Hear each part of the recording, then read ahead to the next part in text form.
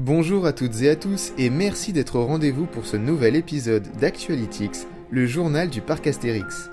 Parmi les grands titres, nous reviendrons d'abord sur l'événement Peur sur le parc et les spécificités de cette année le concernant. Nous vous présenterons également les Catacombes, la toute dernière maison hantée du parc Astérix inaugurée l'an passé. Nous aurons d'ailleurs l'honneur d'accueillir CoasterTube, célèbre youtubeur qui viendra répondre à nos questions et vous donner son avis sur cette maison hantée. Enfin, nous terminerons ce journal en abordant l'avenir pour l'événement Noël gaulois qui doit avoir lieu cette année. Retour sur la saison d'Halloween et cette édition 2020 de Peur sur le parc, une saison bien particulière puisqu'elle aura en effet été écourtée suite aux dernières annonces du gouvernement, qui a, rappelons-le, décidé de remettre en place un confinement de dernière minute et donc contraint tous les parcs de loisirs à fermer leurs portes, et ce, à effet immédiat.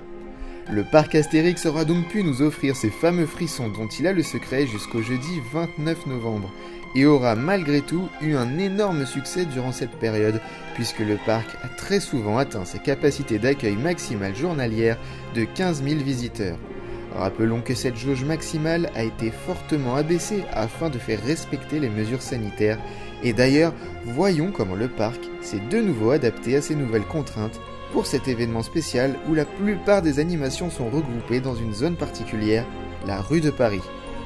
Tout d'abord, une allée parallèle à la rue de Paris a été créée afin d'imposer un sens de circulation unique dans cette rue. Cela permet d'éviter les attroupements devant les animations ainsi que de fluidifier le passage. A noter que le sens de circulation dans la rue de Paris s'effectue depuis la zone viking vers la zone égyptienne. Concernant l'allée parallèle, elle débute au niveau du restaurant du cirque et passe devant la scène de Main basse sur la Joconde, avant de se terminer face à l'entrée de Goudurix. De plus, l'animation La danse des zombies, très populaire, a été transformée en spectacle et est désormais jouée sur la scène du pilori, derrière les tours jumelles. Toujours dans l'optique de faire respecter au mieux les mesures sanitaires, les maisons hantées se sont elles aussi adaptées. Tout d'abord, chaque acteur est désormais muni d'un masque, soit chirurgical, soit directement intégré à son costume pour une meilleure immersion. De plus, le nombre de personnes par groupe a été réduit et la maison hantée Colère d'Anubis a quant à elle changé de format spécialement.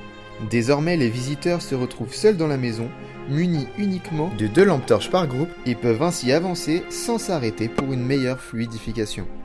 Enfin, chaque maison hantée s'est vue dotée du nouveau système de file d'attente virtuelle Philotomatix afin d'éviter les files d'attente et de répartir les visiteurs dans les autres zones du parc.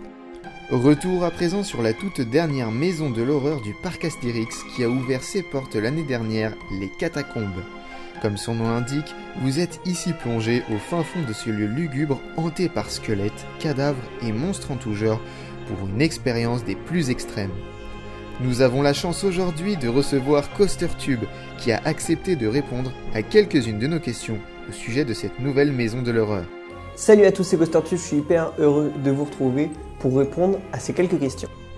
Alors tout d'abord, que penses-tu de la thématisation et de l'ambiance qui règne dans cette maison hantée des catacombes ? Alors personnellement, la thématisation, je l'ai trouvée vraiment sympa. Après, on est quand même très loin de certaines autres attractions de l'horreur que j'ai pu faire, comme les manoirs de Paris par exemple, c'était vraiment incroyable. Mais on s'en approche quand même, la thématisation est en plus une plus mise en valeur via les différentes lumières qu'ils ont pu rajouter à l'intérieur. Donc non, c'était vraiment une belle attraction et j'ai trouvé une belle thématisation pour les catacombes et j'espère que ça arrivera bientôt en remplacement par exemple de la Maison de la Peur ou sur d'autres créations.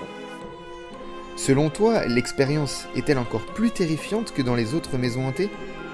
Alors effectivement, moi j'ai trouvé que l'ambiance était vraiment terrifiante. Alors j'ai pu le faire 2 fois, une fois où j'étais tout devant et une fois où j'étais à l'arrière.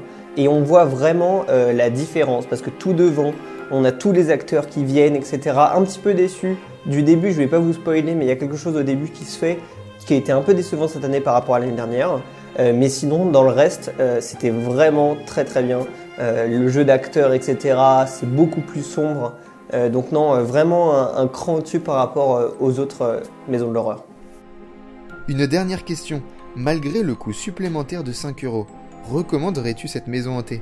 Alors personnellement, je vous recommande évidemment de tester cette maison juste une fois. Voilà, c'est pas une maison qu'on va refaire 5-10 fois, Mais au moins de la faire une fois et de la faire de tout devant, donc l'année prochaine, personnellement, je valide.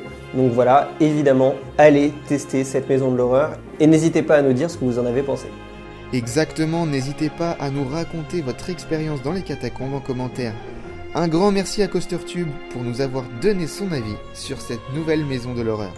Une autre information récente concernant le parc est la redistribution de 13 palettes de produits frais au Resto du Cœur de Compiègne afin d'éviter le gaspillage alimentaire. Cette belle action de solidarité a été entreprise par le parc suite à sa fermeture anticipée.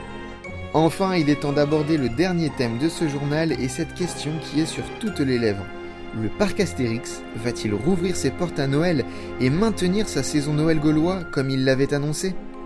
Tout d'abord, une nouvelle rassurante est l'installation des décorations de Noël d'ores et déjà présentes à l'entrée du parc et surtout au niveau de main basse sur la Joconde pour le spectacle de Noël. De plus, d'autres parcs comme Disneyland Paris maintiennent ouvertes les réservations pour la période de Noël, ce qui laisserait présager une fois de plus qu'une réouverture spéciale pour cette période serait envisageable. Mais pour l'heure, nous devons attendre l'évolution de la situation et les nouvelles annonces du gouvernement pour valider officiellement cette hypothèse. Avant de refermer ce journal, nous aimerions vous poser une question. Que pensez-vous de la mise en place de fil automatiques sur les maisons hantées ? Donnez-nous votre avis en commentaire. Voilà, c'est déjà la fin de cette édition. Merci à toutes et à tous de nous avoir suivis. N'hésitez pas à nous envoyer vos photos et vidéos prises lors de Peur sur le Parc via notre page Facebook, Snapchat ou Instagram pour apparaître lors de la prochaine édition d'Actualitix qui reviendra dès le mois prochain. D'ici là, nous vous souhaitons un excellent mois de novembre et vous disons à très bientôt pour de nouvelles aventures gauloises.